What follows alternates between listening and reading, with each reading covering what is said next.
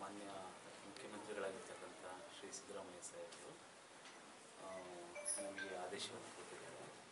ಈಗ ಸಂತಾಪವನ್ನು ಸೂಚಿಸಿ ತಮ್ಮನ್ನು ಭೇಟಿ ಮಾಡಿ ನಮಗೆ ಸಾಂತ್ವನವನ್ನು ಹೇಳಬೇಕು ಅಂತ ಹೇಳ್ಬಿಟ್ಟು ಮತ್ತು ಜಿಲ್ಲಾ ಉಸ್ತುವಾರಿ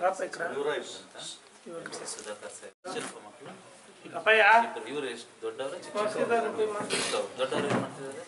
BSc ಇವರು ಓದ್ತಾ ಇದ್ದಾರಾ?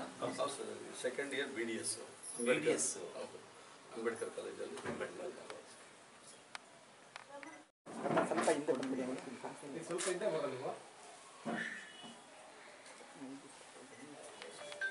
ಸರ್ಕಾರದ ನಿರ್ದೇಶನದಂತೆ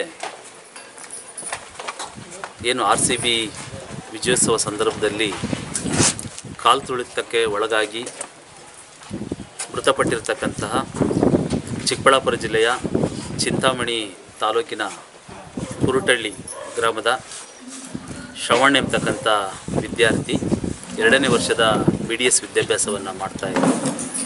ಕಾಲು ತುಳಿತದಲ್ಲಿ ಸಾವನ್ನಪ್ಪಿದ್ದರು.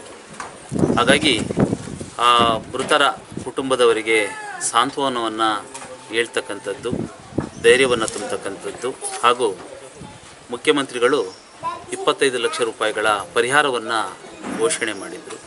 ಆ ಒಂದು ಹಿನ್ನೆಲೆಯಲ್ಲಿ ಆ ಒಂದು ಚೆಕ್ಕನ್ನು ಮೃತಪಟ್ಟಿರ್ತಕ್ಕಂಥ ವ್ಯಕ್ತಿಯ ತಂದೆಗೆ ಆ ಚೆಕ್ಕನ್ನು ಇವತ್ತು ಹಸ್ತಾಂತರ ಮಾಡ್ತಕ್ಕಂಥ ನಿಟ್ಟಿನಲ್ಲಿ ಜಿಲ್ಲೆಯ ಉಸ್ತುವಾರಿ ಏನು ಸಚಿವರಾಗಿರ್ತಕ್ಕಂಥ ಶ್ರೀಯುತ MC ಸುಧಾಕರ್ ಸರ್ ಅವರು ಕೂಡ ನಿನ್ನೆನೂ ಕೂಡ ಈ ಕುಟುಂಬಕ್ಕೆ ಭೇಟಿ ಕೊಟ್ಟು ಸಾಂತ್ವನವನ್ನು ನಿನ್ನೆನೂ ಕೂಡ ತಿಳಿಸಿದರು.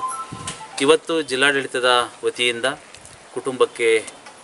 ಕುಟುಂಬದವರನ್ನು ಭೇಟಿ ಮಾಡಿ ಅವರ ತಂದೆಗೆ ಮಗನನ್ನು ಕಳ್ಕೊಂಡಿರೋದ್ರಿಂದ ದುಃಖವನ್ನು ಸಹಿಸ್ತಕ್ಕಂಥ ಒಂದು ಶಕ್ತಿಯನ್ನು ಭಗವಂತ ನೀಡಲಿ ಅಂತೇಳಿ ನಾವು ಭಗವಂತನಲ್ಲಿ ಬೇಡ್ಕೊಂಡಿದ್ದೀವಿ.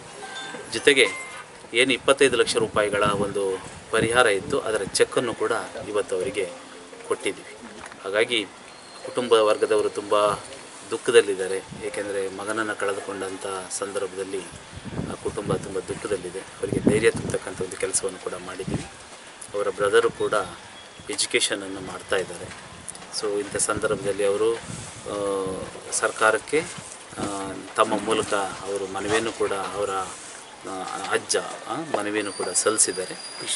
ಕೃಷ್ಣಮೂರ್ತಿಯವರು ಮನವಿಯನ್ನು ಕೂಡ ತಮ್ಮ ಮೂಲಕ ಸಲ್ಲಿಸ್ತಾ ಇದ್ದಾರೆ. ಹಾಗಾಗಿ ಇವತ್ತು ಈ ಭೇಟಿ ಕೊಟ್ಟು ಆ ಚೆಕ್ಕನ್ನು ಕೊಟ್ಟಿದ್ದೀವಿ. ಆ ಒಂದು ಏನು ಹಣವನ್ನು ನಾವು ಸರ್ಕಾರ ನೀಡಿದೆ ಅದನ್ನು ಕುಟುಂಬದ ನಿರ್ವಹಣೆಗಾಗಿ ಮತ್ತು ಮಕ್ಕಳ ವಿದ್ಯಾಭ್ಯಾಸಕ್ಕಾಗಿ ಬಳಸ್ಕೊಳ್ತಕ್ಕಂಥ ನಿಟ್ಟಿನಲ್ಲಿ ಸಹಕಾರಿಯಾಗಲಿ ಅಂತೇಳಿ ನಾನು ಆಶಯವನ್ನು ವ್ಯಕ್ತಪಡಿಸ್ತೇನೆ. ಅಡ್ರೆಸ್ ಇದೆ, ಬೆಂಗಳೂರು ನಗರ ಅಡ್ರೆಸ್ ಇರೋದ್ರಿಂದ ಅವರಿಗೆ ಆ ಅಡ್ರೆಸ್ನಲ್ಲಿ ಪರಿಹಾರಧನ ವಿತರಣೆ ಆಗುತ್ತೆ.